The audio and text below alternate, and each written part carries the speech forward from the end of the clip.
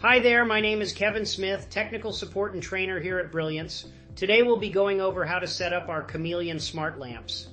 When you open the Brilliance Smart app, go ahead and press the plus button in the top right corner of your screen. Tap Smart Lighting on the left-hand side of the screen, then tap Chameleon Lamps, or if the lamp is in Discover mode, tap Add at the top of your screen. Enter your Wi-Fi password. It will be the same as the one you use for your home internet. Once your password is entered, the lamp will connect to your Wi-Fi network, and now you'll be able to control your Chameleon smart lamp using your phone.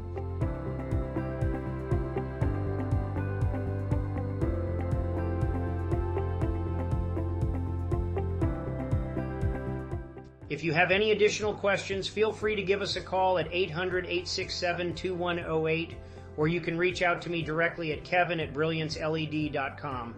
Thank you and have a grief day.